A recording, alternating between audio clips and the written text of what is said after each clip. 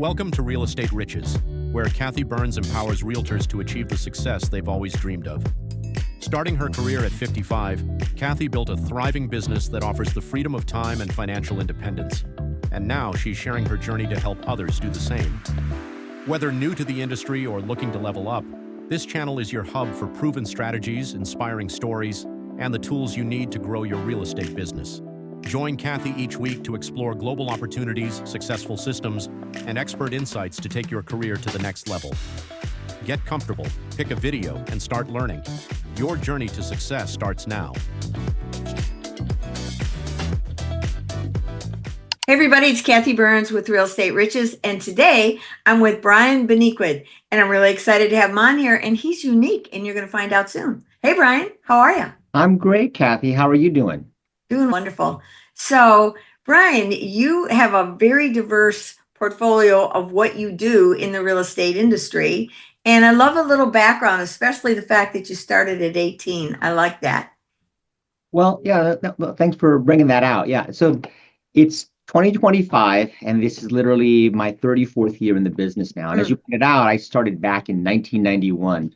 And I actually got my real estate license, passed the exam in California in January of 1991. I was a senior in high school, and I turned 18 in March, and my license became active. So before I graduated from high school in June of 2025, I started putting deals into escrow and started closing single family homes.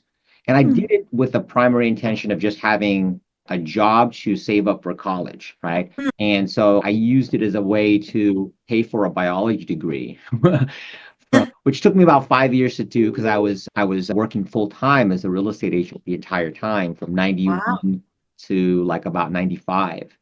And by that point, after I graduated from high school, I had started to become relatively successful in the business. And most of my business had taken more of a turn from selling single family homes to selling apartment units. How did that happen? Buildings, eightplexes. So remember, I'm a starving college student at age 18. I look young. So I had to kind of elevate my game from just a young looking 18-year-old selling houses. And then I also needed to make sure that I was not living from paycheck to paycheck. So I started saving up my commissions, and I bought a 4-unit building with 3.5% down using FHA for myself. Wow. And I lived in one unit, rented out the other 3. And that was the big aha moment at that point of my the chapter of my career, where I started, when a client would come to me and go, hey, I want to buy a house, I would qualify them. So I started learning a lot about finances, from FHA to VA, and then that evolved to commercial financing and private money lending and all that kind of good stuff. But at that time of the career, I focused a lot on FHA. And so when someone would come to me saying, I want to buy a house, I'd go, oh, I see how much cash you have. Why don't you buy a 4-plex first? You can live in one unit and rent out the other 3.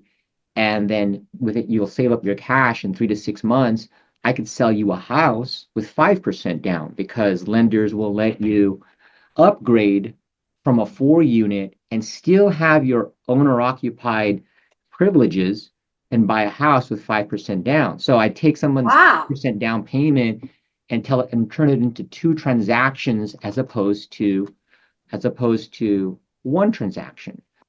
And that was and so those clients, liked it because I'd get them into a single family house in 6 months from the time they met me, but they had a 4-plex that they had just moved out of, paying for the half or all of the mortgage on their primary residence, which was the same situation I put myself into. I bought a 4-plex. I'm a college student. I'm closing transactions, but I'm living from I'm commission to commission because it's a feast or famine business at that time.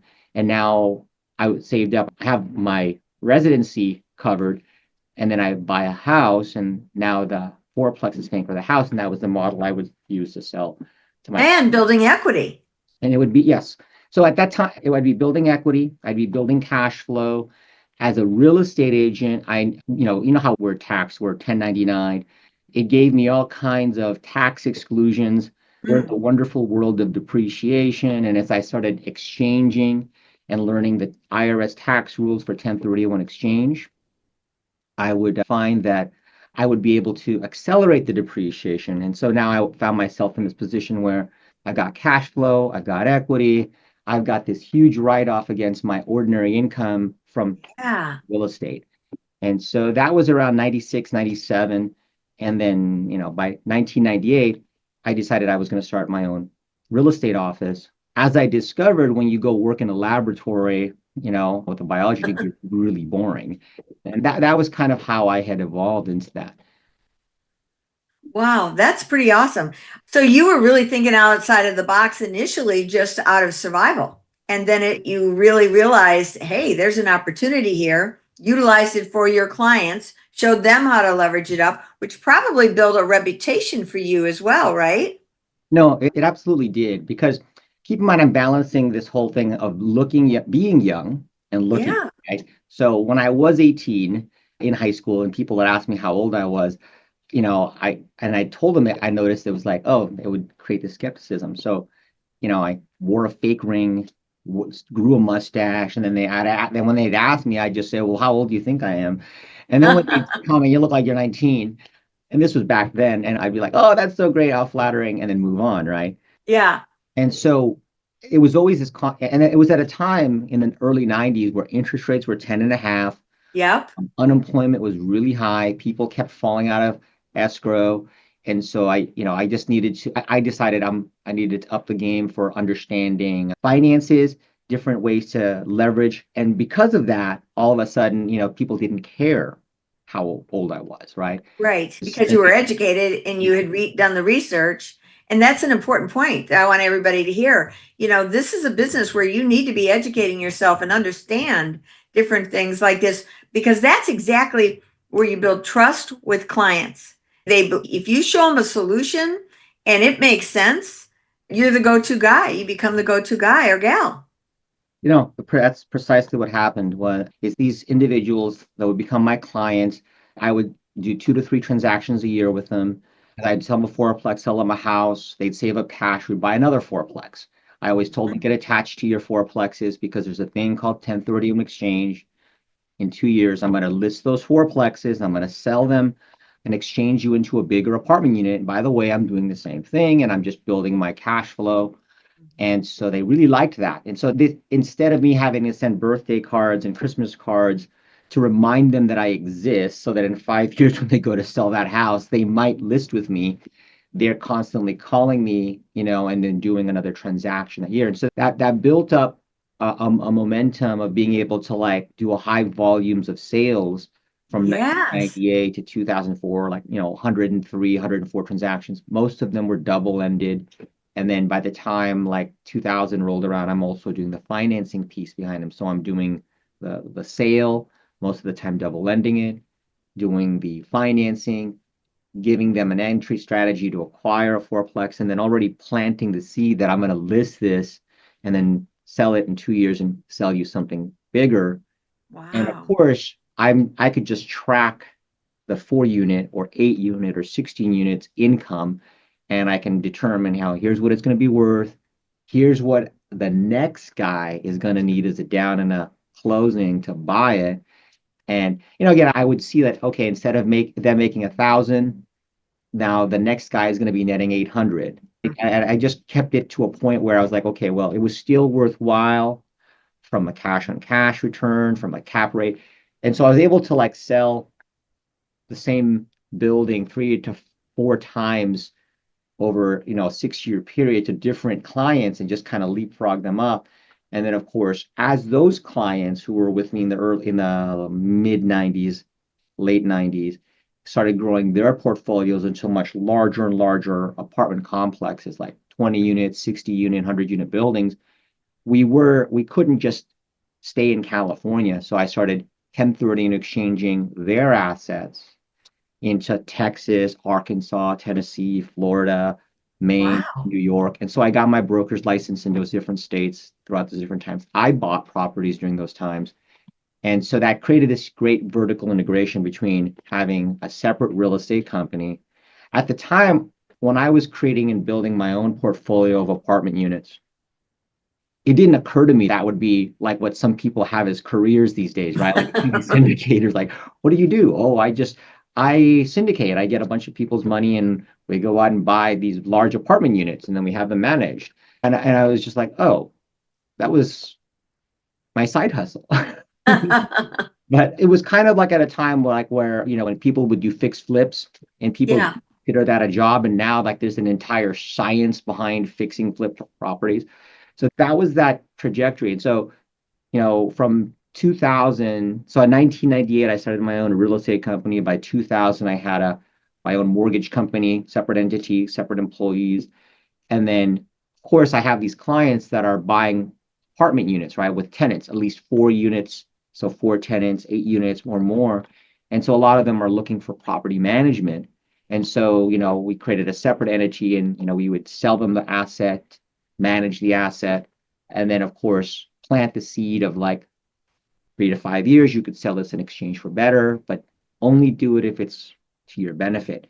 And so we had this great situation where we have these captured customers because we're giving them, and again, I didn't even realize at the time I could charge for the advice on like, oh, okay, here's an entry and exit strategy, here's tax solutions to shelter the income and whatnot. But as I built my own portfolio of investments, then my requirements for having these really upgraded CPAs and accountants, came up, and then more complicated ways for sheltering income. And so I would just pass this knowledge on to my clients, saying, here, let me recommend you my CPA, let me recommend you my attorney, because now suddenly they're having these issues that I'm dealing with where you've got lots of income and then you've got different benefits that you want to be aware of from educating from a tax standpoint. So I'm passing this education all along to my clients and I'm just creating this huge value where they're sticking with me. So a lot of those clients from 1997, 1998, they're still my clients today. Some of them I've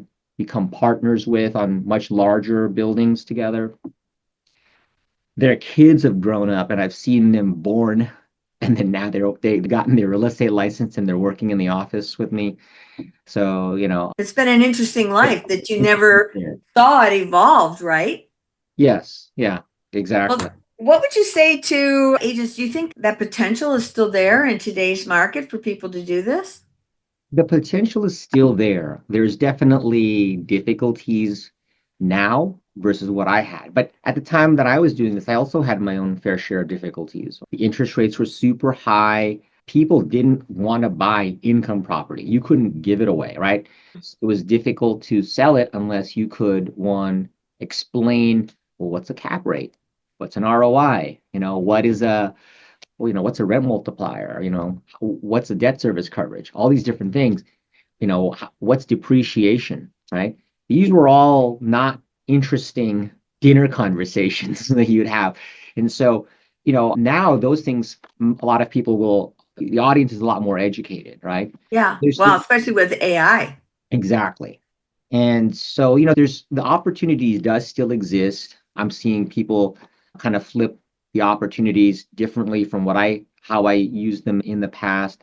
And so one door closes, another door opens. So what would be like a resolution? I don't want to do it only because I don't want all that on my plate.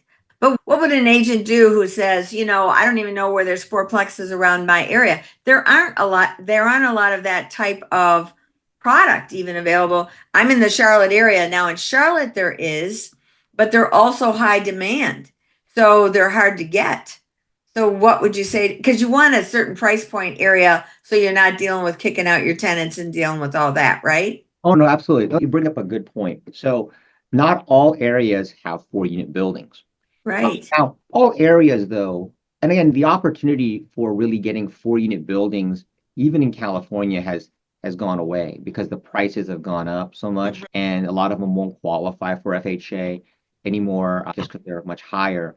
Now, on the flip side, what has now come into place is because regardless if you're in an area with 4-unit buildings or not, all areas will have at least 5-unit or more apartment units. And one of the distinct advantages that have now occurred that I'm seeing a lot of operators do is what's called syndication, where you have different regulations for being able to raise capital from different individuals.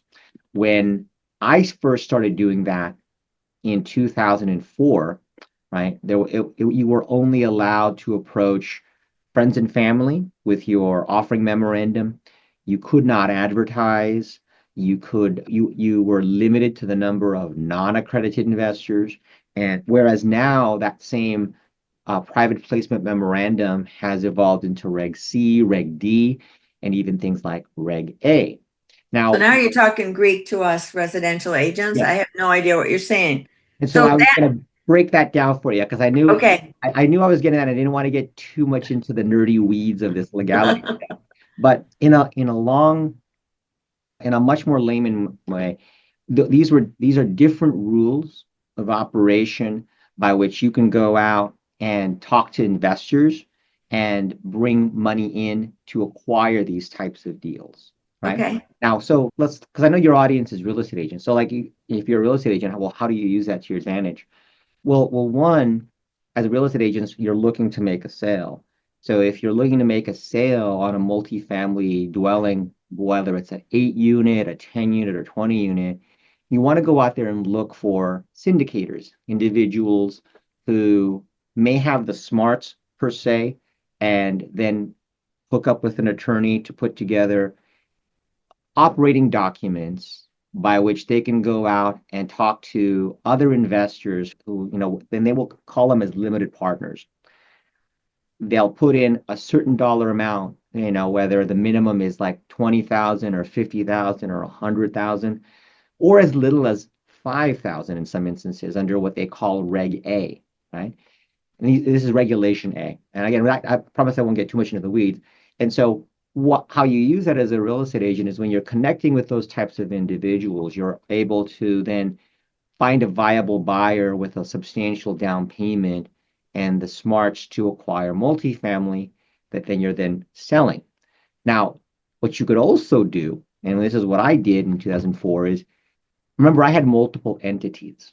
So on one entity, I had a real estate corporation, it had its own it had its own employees, its own agents, mortgage. Well, every time when I started buying buildings and I'd own them myself, I'd create LLCs and put them into that.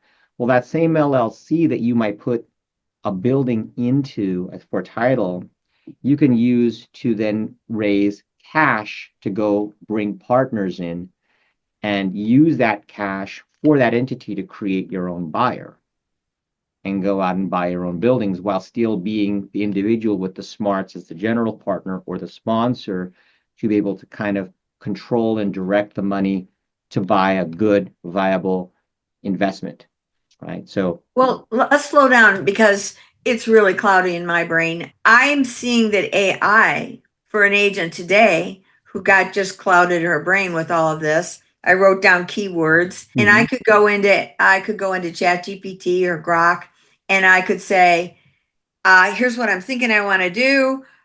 Break it all down for me and the different players that would be. What's the type of buildings that I want to go after? I'm in the Charlotte area. Where are they even at?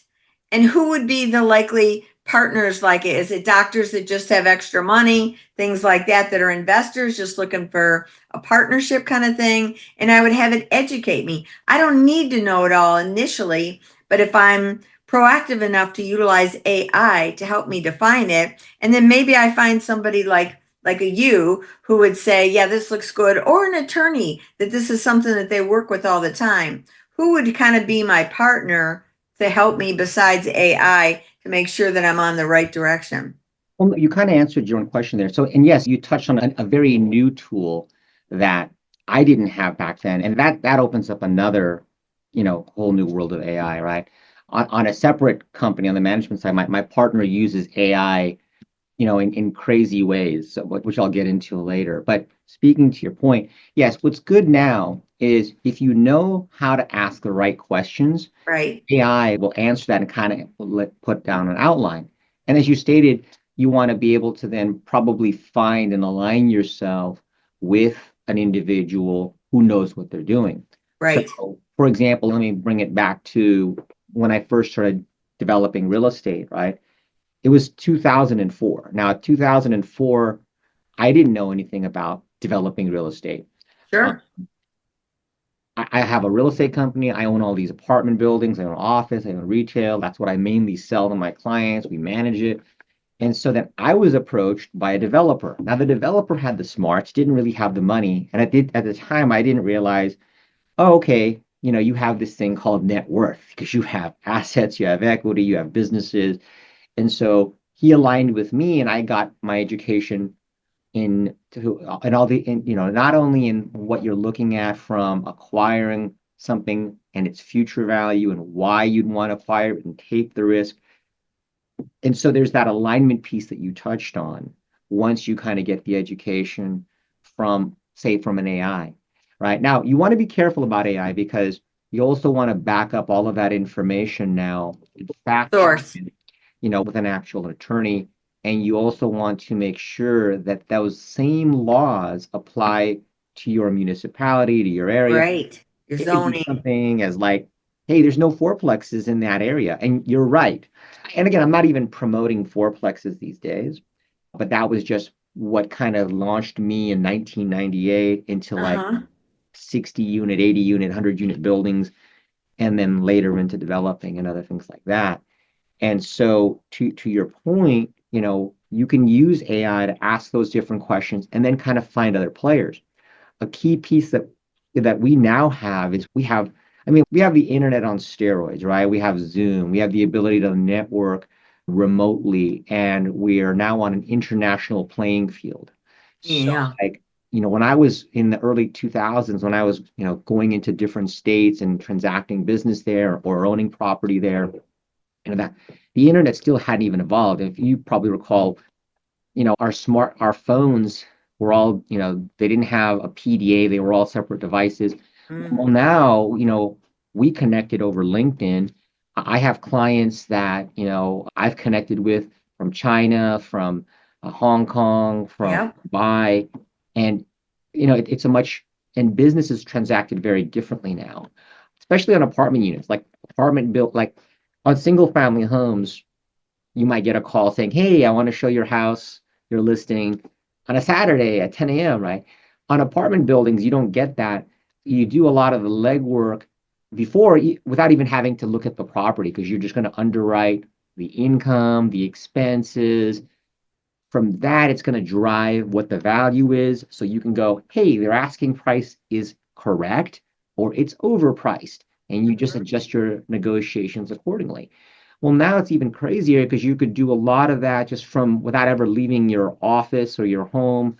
Right. Like I had the privilege of like buying the office complex that was like one exit away from my house in 2000. So even though I can work from my home, I still like to come to the office and, so I can get into that mindset of working, right? But you don't even need to have an office these days. You could just be from an iPad, right? Yeah. So those are different things you can do to connect. And then the other great thing too is that you could do so much research on an individual if all you have is their mobile number. Right. That, one of the things I'll teach my real estate agents, for example, is that, especially the female agents, hey, make sure you do your due diligence on who's calling you, because you might just have somebody calling you up who has no intention or isn't even qualified to buy a house. Yep. They have nefarious means and they're just telling you, hey, I'd like to see the place at, 9 p.m. tonight. Is that possible? All right. But you could run an entire background on a mobile number or an email if it's something that's been seasoned for some time. Now, if it's something that just somebody like got on a burner phone or Then an I'm not showing you. created, and that's one of those like red flags going, hey, this email or this number doesn't even have any history and it's very suspicious. So these are different things you could use to your advantage. But they're those same things that you would use just for some simple thing like selling a house and vetting out your buyer or your client are the same due diligence you can use to figure out some of these larger and larger transactions. So like to the real estate audience, getting yourself educated to local tax laws, federal tax laws, city tax laws, and the interest rates, the financing options.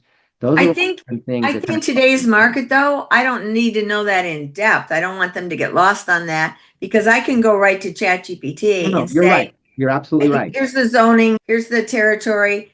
here's my situation. What are my zoning restrictions that I need to pay for? What are all my things that's going to be important for this piece? I don't have to be as educated. I'll get educated because I can have it do it. And the important thing, just like you said a minute ago, is I got to know my source, Yeah. or I can feed it the website that is the source. Yes. And well, back before we had ChatGPT, and yes, you should absolutely do those things now. It wasn't so much, if you recall the old saying, it's not what you know, it's who you know. Yes. Just finding, good people to align with, whether the CPA or an attorney or property management company, are all different things that, just as a simple real estate agent needing to do a transaction wants to do. And as they get to know those things, whether they ask ChatGPT, as they go through the practice of implementing what they learned from an individual or from ChatGPT, they're gonna learn nuances like, okay, Yes. this is what was the outline, but here's where I can deviate slightly to get around a problem. And then suddenly just finding those little niches. So, to your point, when you're asking ChatGPT these questions, look for those niches and then be quick to educate, but also try to implement, and then still always ask lots of questions, right? Because there's Yeah. always going to be nuances to how something is supposed to be done and different ways you can do it more efficiently. And if that little niche is what could set you apart as an agent to do more transactions and do more sales, or to be a bigger value to your client. Well, the bottom line for me, having you on here today, because my mantra is think bigger. And you did it without even knowing you were thinking bigger. It was kind of a survival thing, which led to you thinking bigger, but you kept expanding and expanding. Whereas many real estate agents stay stuck in that little circle, they stay on that hamster wheel, they're not creating an end game for themselves, and they're not seeing a bigger picture. Whereas in today's world, with our technology, our world gets smaller and smaller. I do business globally all over the world, Yes. and I barely sell anymore. And yet I can do outgoing referrals because of the connections that I'm making. I'm becoming a connector. I'm doing a lot in Portugal. I'm evolving over into Spain. I've got people in Poland. So that's my point. I want agents, and I was glad that you came on because I want them to see there's more to it than just your own little territory and doing this grind all the time. You don't have to. Oh, totally. In fact, what's fun is when you start expanding and you start seeing things begin to connect and to click, is it doesn't become a grind. And Right. one of the things that I had to kind of was a victim of was I'd get so into the things, I'd easily work back in the day, 14 hours and not even think about it, right? It was like, oh my gosh, it's night. But I mean, I was having so much Fun. that I didn't even think about it, right? And so there's, it's one of the things I've had to like kind of contend with is just not being so much of a workaholic, because you're not thinking about it as work some of the times, because as you pick up on certain things and you come up with certain theories, and then you actually implement them from what you learn either from an individual or from hearsay, and you follow up or chat GPT, and then it starts to connect, then it starts to make it interesting, right? And like you pointed out, it's a global market now, and that's a huge advantage. And Huge. our individual reach is just beyond our own backyard. Like another reason too, like why my office is now like 4 regular staff, and is so one of my agents are always on Zoom. They're just working from their home. They're coming in just to meet a client, if even that. But a lot of our staff is also remote as well now too. And then a more recent thing is like my partner has actually started creating AI agents that actually go out and just basically artificial intelligence and will do some of the work for us. It's crazy because on another company, in the property management company, we manage like over 1,100 units and then office and retail. And my partner created AI agents so that for our residential tenants, they'll be talking to a bot. They won't even know they're talking to a bot. And we've had emails apologizing how mean they were to the person who was looking to collect the rent. and it wasn't even a real person. And Wow. so these are different things that, that as agents you could take advantage of. And one of the things I'm trying to do right now is trying to take some of all the stuff that I normally do on a routine basis and turn that into an AI bot, right? Yeah. And There's some again, great programs with that already built in, especially for realtors. Whoosy.ai is wonderful for that. Well, this has been great, Brian. I am so glad I had you on here. And I think there's a lot of value for agents to start seeing bigger and figure out what it is in their area that could be that path. Do a little, connect with you on LinkedIn, see what, different things that you're doing. I'm a big fan of LinkedIn, and just go forward.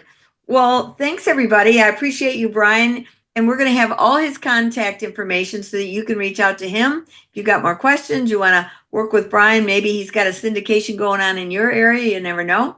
And I'm just so grateful you're all listening in. Please subscribe below and check the other ones out. And thank you again, Brian.